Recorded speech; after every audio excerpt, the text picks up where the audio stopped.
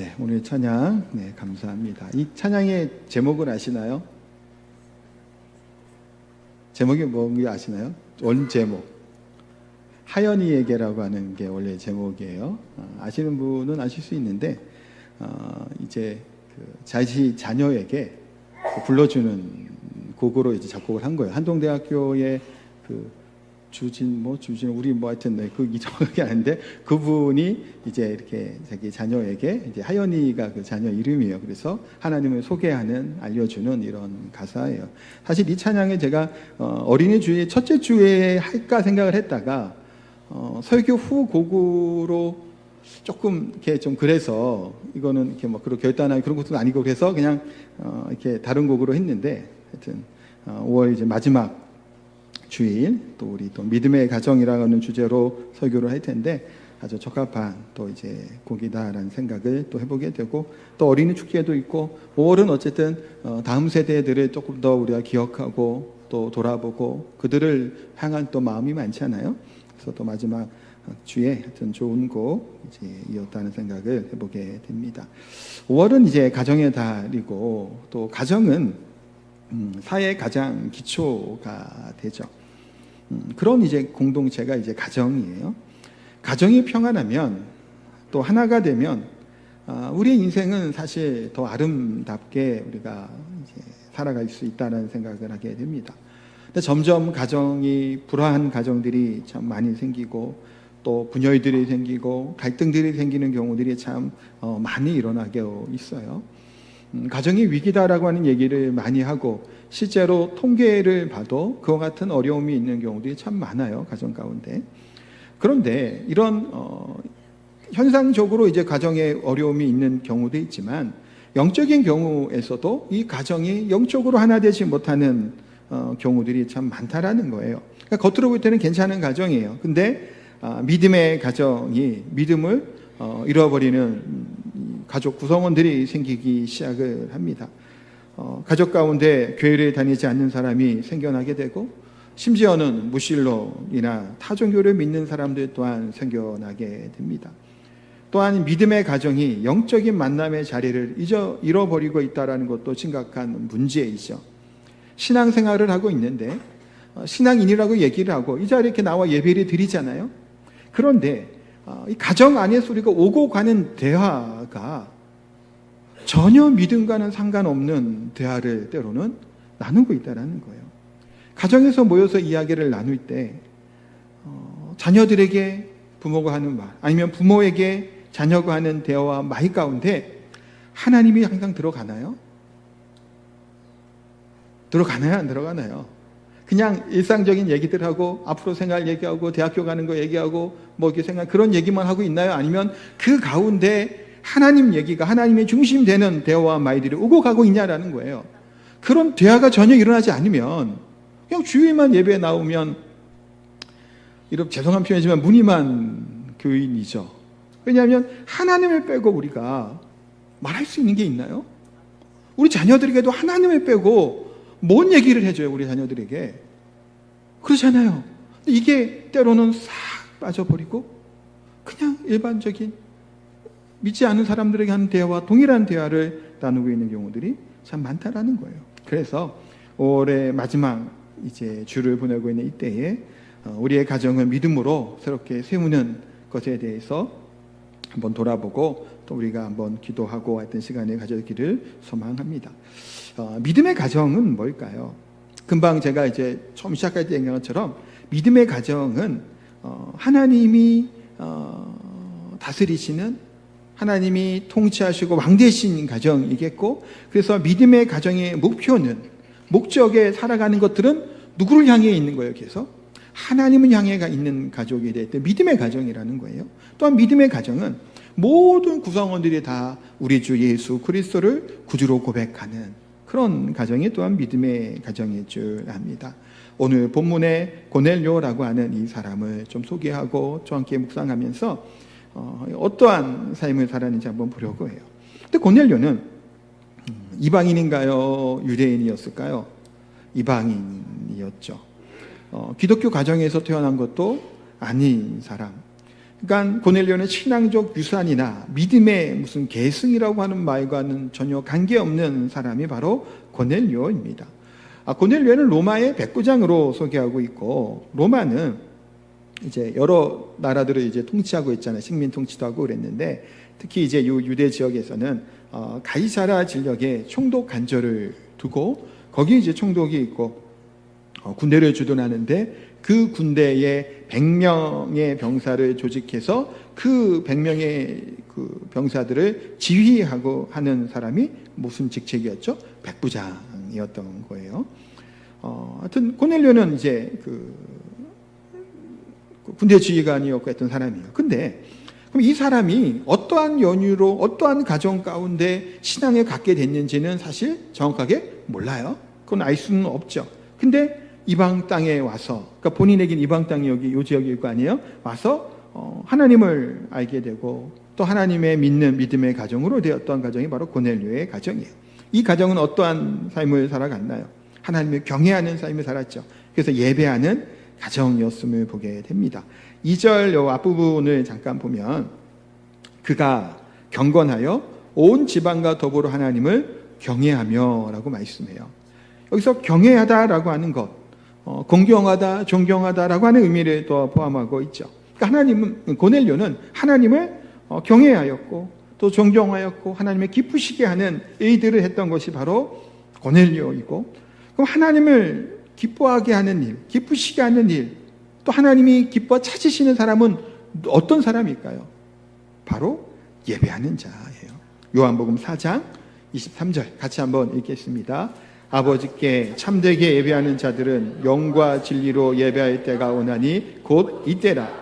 아버지께서는 자기에게 이렇게 예배하는 자들을 찾으시느니라. 아멘. 하나님은 예배하는 자를 찾으시고 하나님이 경외하는 자를 찾으신다라고 분명히 말씀합니다. 고넬료는 하나님을 경외하는 자였기 때문에 하나님을 예배하는 데 힘썼고, 또 이 자리에 나와 있는 우리들은 어떤가요? 왜 예배드리러 나오셨죠? 때가 되고 시간이 있어 나온 게 아니잖아요. 하나님을 사랑하고 하나님을 경외하고 하나님을 기쁘시게 하기 위해 이 자리에 나오신 줄 믿습니다. 그런 마음으로 이 자리에 예배하고 있어요. 고넬료의 가정은 바로 그런 예배하는 가정이었어요. 33절에 보면 고넬료가 베드로를 초청해서 만나는데, 이런 중반절에 보면 이렇게 얘기해요. 33절에 이제 우리는 주께서 당신에게 명하신 모든 것을 듣고자 하여 다 하나님 앞에 있나이다. 자, 보세요. 베드로가 온 거예요. 우리가 읽지는 않았지만 베드로가 초청을 했고 이 집에 방문을 하게 됩니다. 이때 베드로가 주께서 당신에게 명령하신 모든 것을 듣고 싶어서 다 하나님 앞에 내가 서 있다라고 얘기를 합니다. 그럼 누구를 통해서 하나님 말씀이 지금 증언되고 선포되는 건가요? 베드로이죠. 베드로를 모시고 온 이후에 하나님 앞에 섰다라고 하는 표현을 쓰고 있습니다. 자, 이게 어떤 걸까요? 우리가 이 자리에 나와 예배 드릴 때 어떤 마음으로 하나님 앞에 예배 드려야 되나요? 하나님 앞에 내가 있다는 사실로 예배 드려야 되죠. 부족한 제가 이렇게 설교를 하고 있어요, 지금. 항상 설교하기 전에 제가 부족하고 우둔하고 한데 하나님 말씀만 이렇게 잠깐 짧게 기도를 하잖아요.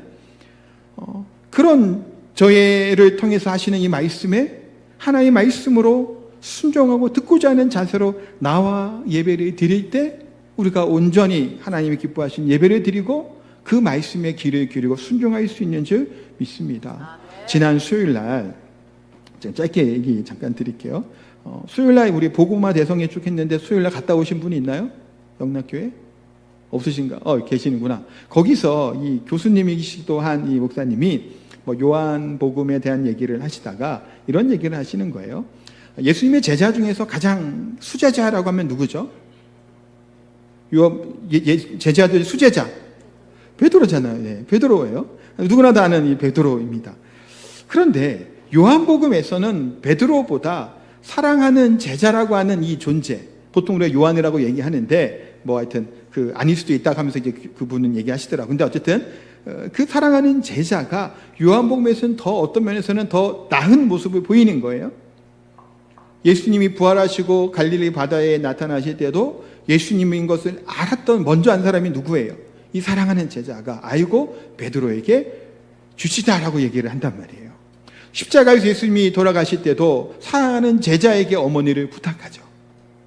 베드로는 그 자리에 없어요. 그리고 예수님이 마지막 만찬 때 함께 만찬을 할 때 배신자가 있을 거고 나를 팔 자가 있을 것이라 얘기할 때 베드로가 그 사랑하는 제자에게 턱짓으로 눈짓으로 누군지 물어보게 해요.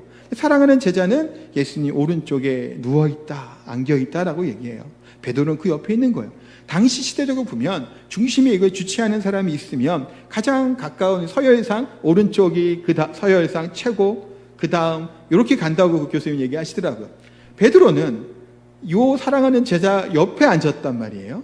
그러면 누가 더 신임을 받는 사람이에요? 사랑하는 제자라고 얘기할 수 있지 않겠냐라는 거예요. 왜 그분이 그 얘기를 했냐면 그러면서 궁금하더라고. 사랑하는 제자 누구라고 그 교수님은 얘기하는지 궁금하게다가 결론을 안 냈는데 그 얘기를 하시는 게 왜 그러냐면 요즘에 참 인터넷이나 TV에 보면 많은 목회자들의 좋은 설교를 많이 듣잖아요. 그렇죠. 근데 그분들이 사랑합니다라고 하니 사랑의 말이 진실이 우리에게 다가오게 되는 걸까요? 아닐까요? 아니죠. 그분들이 여러분들을 몰라요. 그렇죠? 그분들은 그 목사님도 여러분들 위해 기도하지도 않아요. 별로 사랑하지도 않죠. 왜냐면 모르니까. 그러면서 그분이 그러나 여러분들이 속한 담임 목사님은 참 제 입으로 제가 얘기하는 어떻다라는 거예요. 여러분들을 위해서 기도하는 분이고 여러분들 생각하면서 말씀을 준비하는 분이라는 거예요. 그러니까 왜 요한복음 그 얘기 했냐면 베드로는 대단한 능력과 있던 사람이에요. 너무 대단해요. 근데 요한복음 기록한 요한 공동체 이 교회는 베드로를 더 추종하는 자들이 생기니 그런 뉘앙스였을 것으로 이제 그분이 얘기를 하는 거예요. 일견 일리가 있죠. 탁월한 사람, 위대한 사람. 베드로는 위대한 하나님의 사람이에요. 3,000명, 5,000명이 돌아와요. 죽은 자도 막 살아나요. 잡기만 해도 병이 나요. 그러면 그런 사람을 바라보는 그 동경하고 하는 그 마음들이 있었지만 그러나 뭐예요? 교회 안에서는 누가 하나님께서 세우시고 맡겨주신 자에게 그 가르침과 말씀에 귀를 기울이고 순종하는 것이 더 옳고 그것이 맞는 얘기를 하는 거예요. 그것이 교회가 더 부흥하고 성장하는 거, 그거 하나님 기뻐하시는 일이라는 얘기를 그분에게 하시더라고요. 그러니까 부족한 제가 여기서 이렇게 설교를 하고 있지만 그래도 저는 우리 성도들을 사랑하는 마음으로 기도하고 또 설교를 준비할 때도 오늘은 이번 주는 또 이 주간에는 또 새벽마다도 어떠한 말씀으로 여러분들과 함께 말씀을 나누고 그렇게 가르칠까 하는 고민을 하죠. 국리를 하는 사람이 누구예요? 저예요. 다른 사람이 아니고 모르는 그 유명한 목사님이 아니라 저라고요. 여러분들 위해 기도해 준 사람이 누구예요? 저예요. 찾아올 수 있는 사람이 찾아갈 수 있어요? 못 만나요. 그분들 찾아가 봐야 저를 만날 수 있죠. 찾아올 수 있고 제가 여러분들 기도해 줄 수 있는 사람이 저라는 거예요. 근데 뭐 죄를 얘기하고 싶던 것은 아니고 그러나 우리가 어떤 자세로 예배 드려야 되냐라는 거예요. 하나님 앞에 있다라는 사실을 가지고 예배를 드려야 되는 거예요. 귀를 기울일 때 하나님 말씀 앞에 은혜 가운데 서고 또 우리가 하나님을 기쁘시게 하는 자로 서게 될 줄 믿습니다.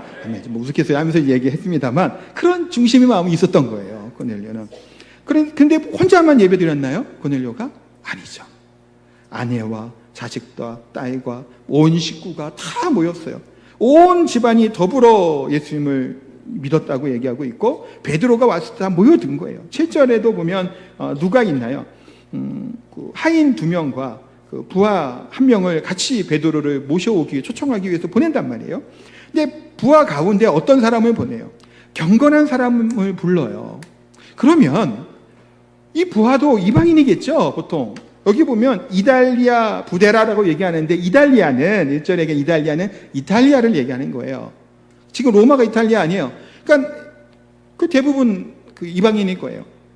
그러면 누구 때문에 이 부하가 경건하게 살아갈 수 있었을까요? 베드로였을 확률이 큰 거예요, 사실은. 그러면 하나님의 경외하는 자의 모습으로 부하도 그렇고 또 가까운 친척들도 그렇고 나중에 이제 24절에 보면 친척과 친구들까지 다 한 가닥 모여 있단 말이에요. 여러분들 만약에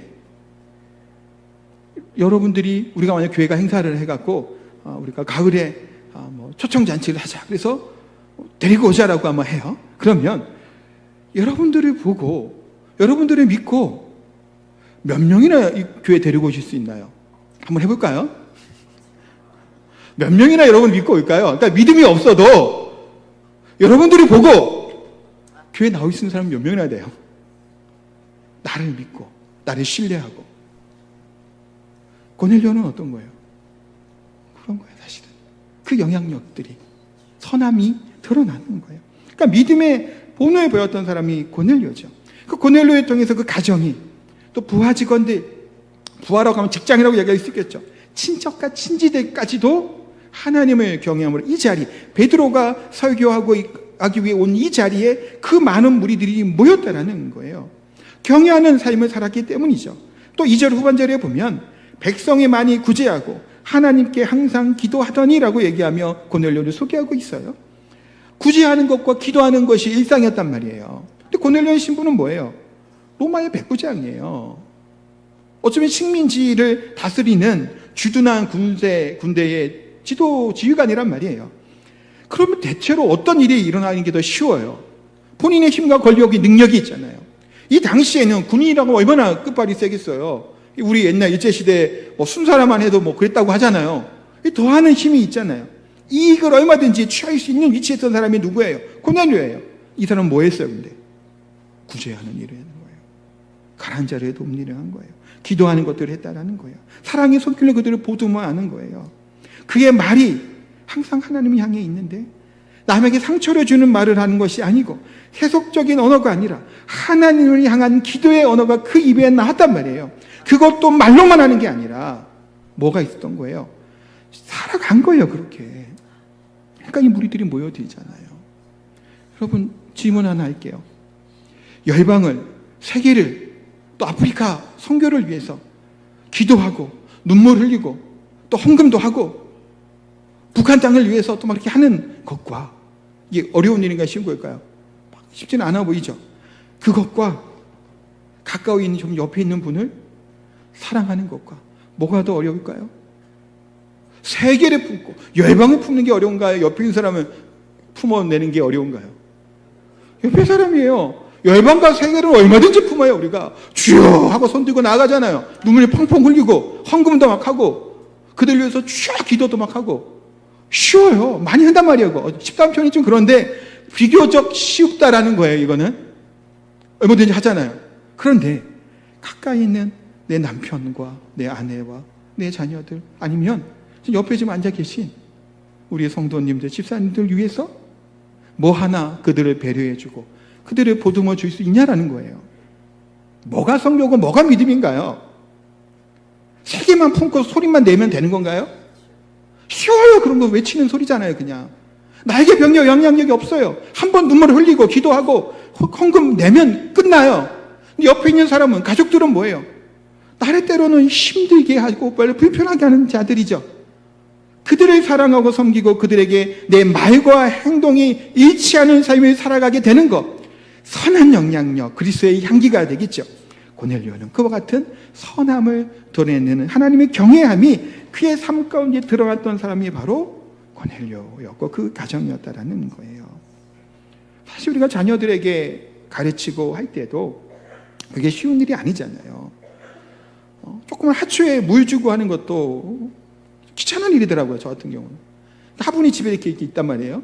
근데 물을 주면 밑으로 빠지잖아요. 이렇게 받침대도 있어서 그렇게 주면 더 편하실지도 모르겠는데 저는 그게 더 귀찮아요. 차라리 화분을 들고 화장실로 가서 물을 주고 빤 다음에 갖고 오는 게 더 편해요. 왜냐하면 화분 받침대 떨어지면 그것도 더러워지고 또 목이 끓으면 그 걱정이 되는 게 꼭 차라리. 근데 그것도 귀찮아요. 좀만 물 안 주면 그냥 틀어져 버리죠. 강아지 하나 키우는 것도 어렵나요? 쉽나요? 어렵지 않아요. 쉬운 일이 아니에요. 근데 아이들을 양육하는 게 보통 일이 아니죠. 많은 물질과 정성과 보살핌이 들어가요. 하나의 성인까지 키우는데 1억, 2억 든다는 얘기를 하잖아요. 학원비 생각하다 보면 드릴 것 같기도 해요. 그와 같이 하는 것이 우리 자녀들이죠. 에베소 6장 4절 말씀은 어떻게 얘기하나요? 오직 주의 교훈과 훈계로 양육하라라고 말씀합니다. 교훈과 훈계로 양육하라라고 하는 것, 이게 무엇을 의미하는 건가요? 그냥 말로만 하는 얘기가 아니에요. 자녀 교육은 잔소리에서 되는 것이 아니죠. 자녀들이 진지하게 믿음으로 살기를 원한다면 부모가 먼저 뭐 해야 돼요? 믿음으로 살아가는 거예요. 자녀들이 부모의 앞에서 배우는 게 더 많을까요? 부모의 뒷모습을 보는 게 더 많을까요? 뒷모습이에요. 앞모습은 뭐예요? 부모가 하는 말들을 듣고 따라가는 거겠죠. 그것보다 뭘 더 배울까요? 뒷모습을 보고 하는 모습을 봐요. 우리 여기 승호주 목사님 앉아 계시지만 승 목사님 딸이 있어요. 그 걸음걸이가 똑같아요. 여자 딸인데 이렇게 약간 이렇게 걷더라고요. 근데 똑같아요. 왜 똑같이 따라할까요? 보고 배우는 거예요. 사랑하는 아빠를 보고, 사랑하는 엄마를 보고, 그냥 몸 행동 자체도 배워가요. 자세와 표정도 그렇게 닮아가게 되죠. 그래서 제가 일부 때 잠깐 얘기했는데, 여기 연애하는 예지나 남자친구가 있단 말이야. 있어서 연애를 하고 약간 좀 괜찮은 사람이에요. 그래서 이 사람이 나한테 관심이 있는지 없는지 궁금할 때 이 방법이 있대요. 자, 우리 음식을 먹어요. 음식을 먹는데 내가 여기서 콩나물 반찬에 집어서 예진아 먹은 거야. 그러면 앞에 앉았더니 남자친구가 내가 먹은 콩나물 반찬에 집으면 이 사람은 나에게 관심이 많다라는 거예요. 근데 내가 콩나물 반찬에 집었는데 시금치를 집어 먹고 있어요. 그럼 이 남자는 별로 나에게 그렇게 큰 관심이 없고 자기 생각대로 살아가는 사람일 수도 있어요. 이게 뭐냐면 그 심리적으로 그런 게 있대요.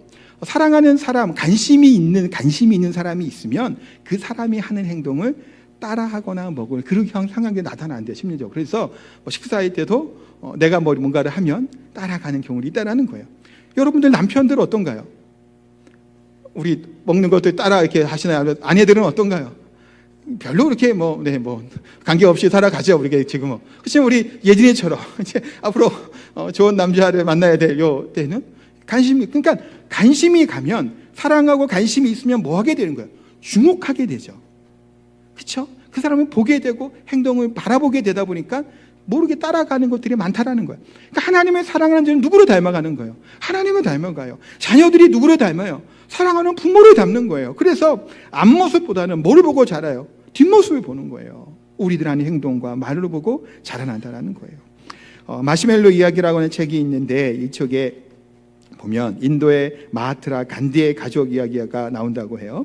간디 집안의 중요한 가치관은 정직이었다고 합니다. 근데 간디의 손자 아룬이 아버지 심부름으로 자동차 정비소에 가서 차를 수리하게 됐어요.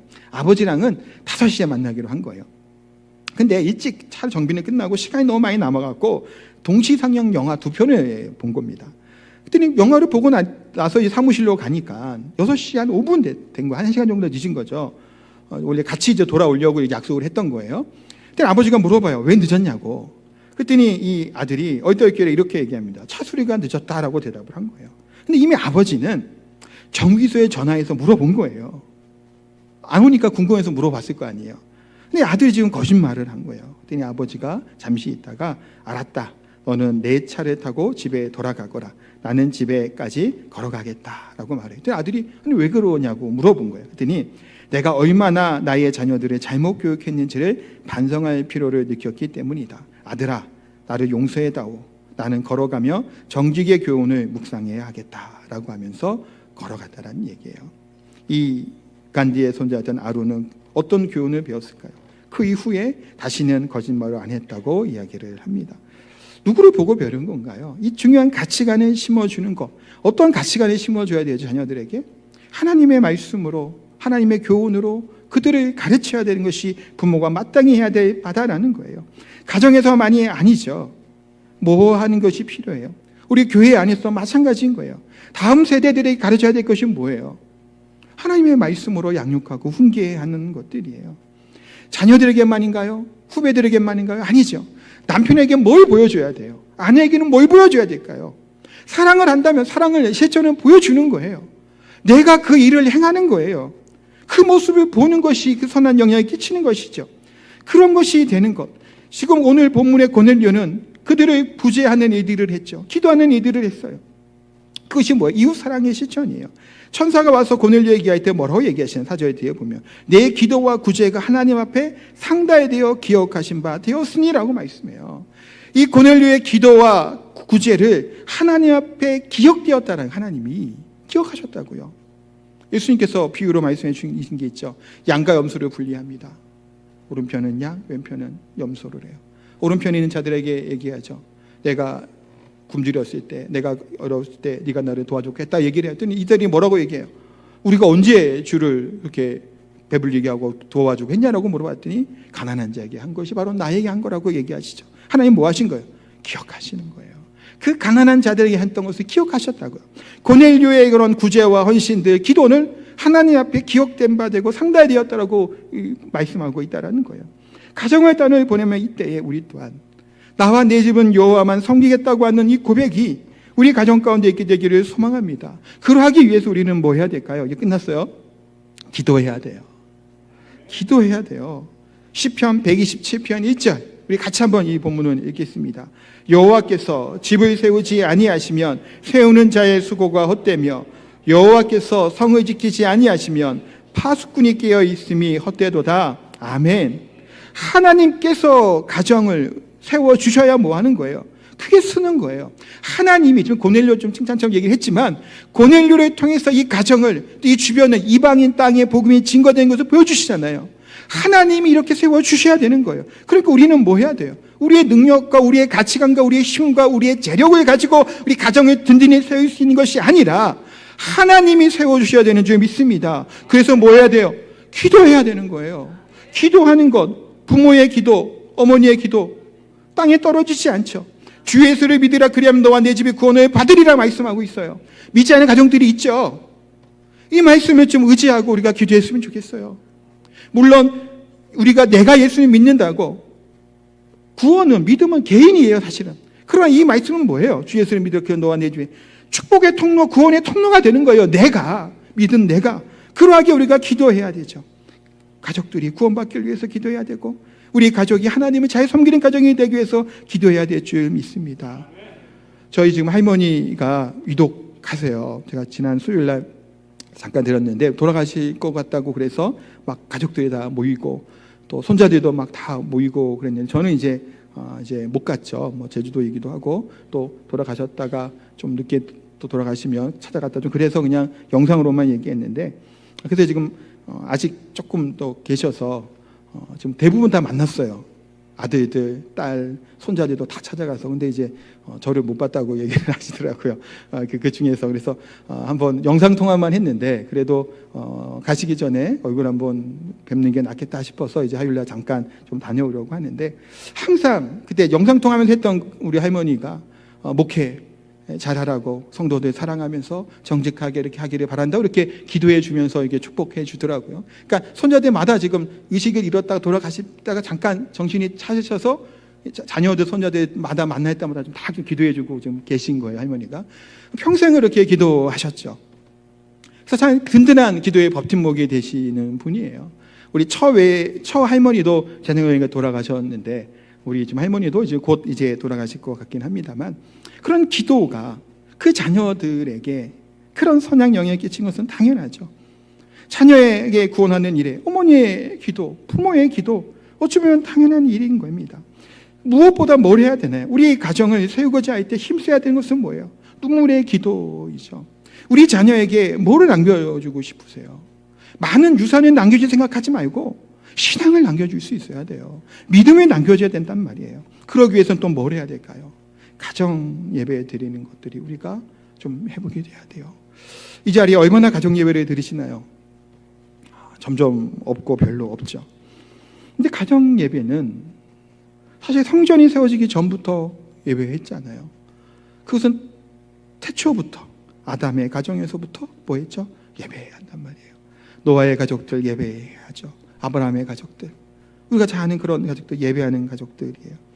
신약시대에 교회가 세워진 이후에도 성전이 세워진 이후에도 구약에도 가정에서 예배하고 기도하는 것은 멈추지 않았단 말이에요. 근데 안타깝게도 예배하는 가족들이 점점 줄어들고 있다는 거예요. 교회와 삶이 분리가 되죠. 예배한다고 신앙을 갖고 있다고 얘기하지만 아까 제가 처음에 얘기했죠. 때로는 가정의 주인이 아버지가 돼요.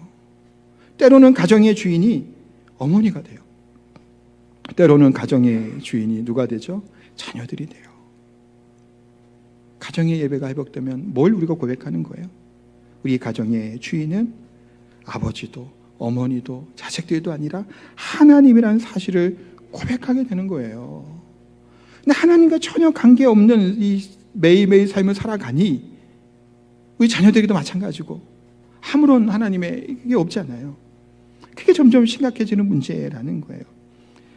교회가 또 하나님의 가정이 무슨 이야기를, 무슨 말들을 나누고 있냐라는 거예요. 사랑하는 성도 여러분, 자녀는 또 우리 가족은 하나님이 주신 귀하고 복된 우리의 선물이고 기업이죠. 우리 가정이 건강해야 돼요. 물론 뭐 1인 가정도 있을 수 있겠죠. 그 가정, 우리 집에서 있는 내 자신이부터 뭐 하게 돼요? 고넬료와 같은 하나님을 경외하는 사람으로, 그래서 가정이 변화되게 되고 친인척이 변화되는, 또 나와 연관되어 있는 지금 동료들 또한 하나님께 변화되는 그 일들을 위해 우리가 먼저 기도해야 될 줄 압니다. 가정에 또한 예배가 회복되어야 될 줄 알아요. 또 선한 하나님의 영향력이 뭐 하는 거예요? 말로만, 입으로만이 아니라 세계 열방을 품는 거 중요하죠. 실제로 지금 현재 이 자리에 있는 옆에 있는 사람들을 우리가 사랑하고 위하고 그를 위해 배려하는 삶이 있지도 않으면서 세계 열방을 외치고 부르짖는 것은 사실은 허공에 울리는 그냥 소리뿐일 수도 있다라는 겁니다. 어찌 보면 가까이서는 가장 어렵죠. 그 가정 가운데 하나님을 우리 가정이 그래서 섬기는 믿음의 가정, 믿음의 명문 가정들이 다 되시기를 예수님의 이름으로 축복하고 기도합니다. 아멘. 우리 찬양하겠습니다. 원하고 바라고 기도합니다.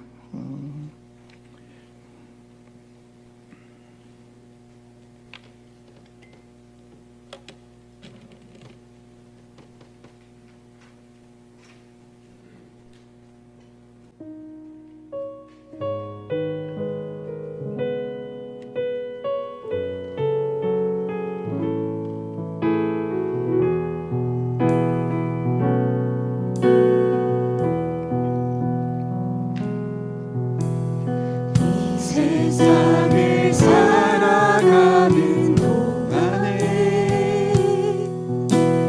나의 힘을 의지할 수 없으니 기도하고 낙심하지 말 것을 주께서 참 소망이 되심이라. 주의 길을 걸어가는 동안에 세상에 것 의지할 수 없으니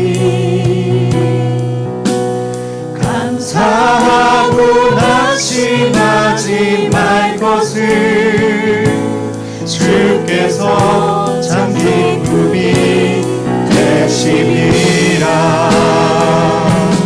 하나님의 꿈이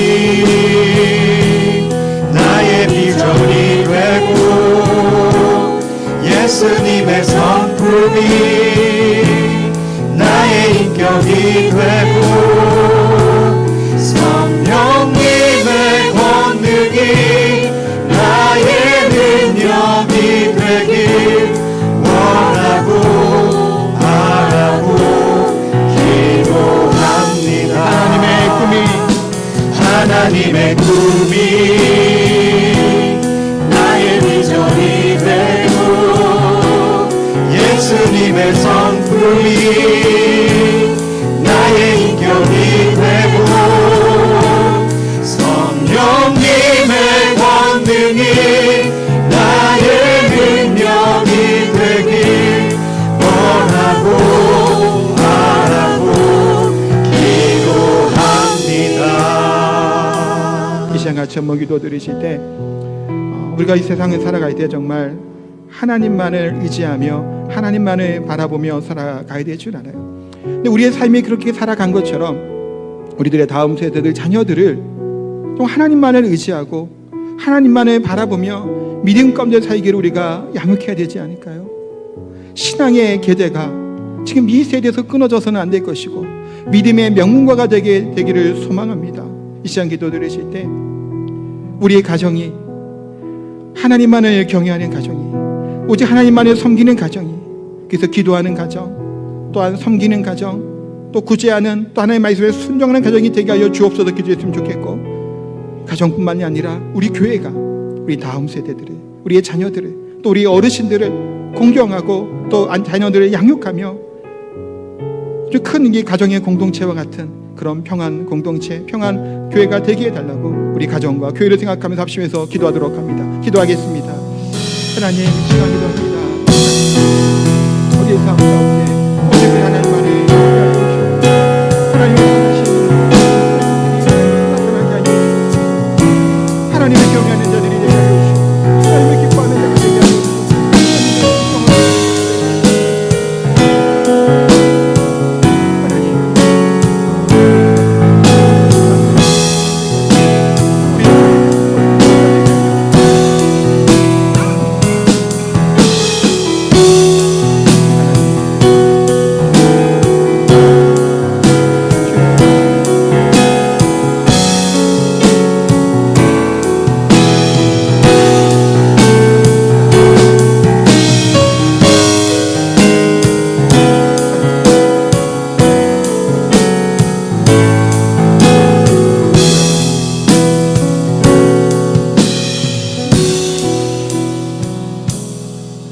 거룩하고 존귀하신 하나님, 하나님께서 주신 이 믿음의 가정, 정말 하나님만을 경외하는 그 믿음의 가정, 복된 가정 될 수 있도록 은혜 베풀어 주옵소서.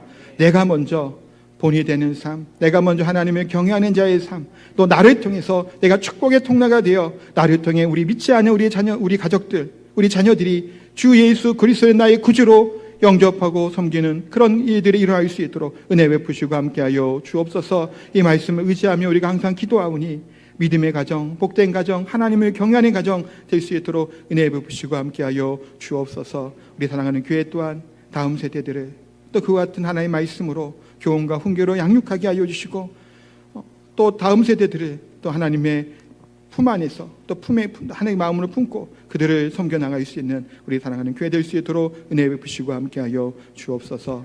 또한 귀한 예물 감사의 마음을 담아 하나님께 올려드립니다. 저희들의 중심의 마음을 하나님 기뻐 받아 주옵소서. 예물만이, 헌금만이 아니라 우리의 시간과 생각과 우리들의 말과 행동까지도 하나님께 드리고 하나님이 기쁘시게 하는 일들을 살아갈 수 있는 저희들의 삶이 다 될 수 있도록 은혜 베풀어 주옵소서. 물질의 건강함과 어려움 가운데 있는 우리 성도들이 있습니다. 참 어려운 시대에 하나님 힘들지 않고 고통스럽지 않도록 하나님 물질의 복도 도와여 주시고, 무엇보다 그 상황 가운데서도 하나님만을 바라보는 믿음으로 살게 하여 주옵소서. 육신의 질병으로 연약함으로 고통당하는 사랑하는 성도들 또한 많이 계십니다. 예수님의 이름으로 취하여 주옵소서. 회복시켜 주옵소서. 모든 더러움과 약함과 그런 것들을 하나님 담당으로 오셨던 우리 주 예수 그리스도, 그분께서 우리의 모든 연약함들, 약함들을 치유하시고 회복시켜 주옵소서. 오늘 이후에 또 어린이 축제를 하며 우리 자녀들을, 우리 아이들을 섬기고자 합니다. 한 마음이 되어서 함께 하나님 기뻐하는 마음으로, 사랑하는 마음으로 이 행사들을 잘 진행할 수 있도록 하나님 또 은혜 베푸시고 함께하여 주옵소서. 감사드리며 예수님 이름으로 기도하옵나이다. 아멘.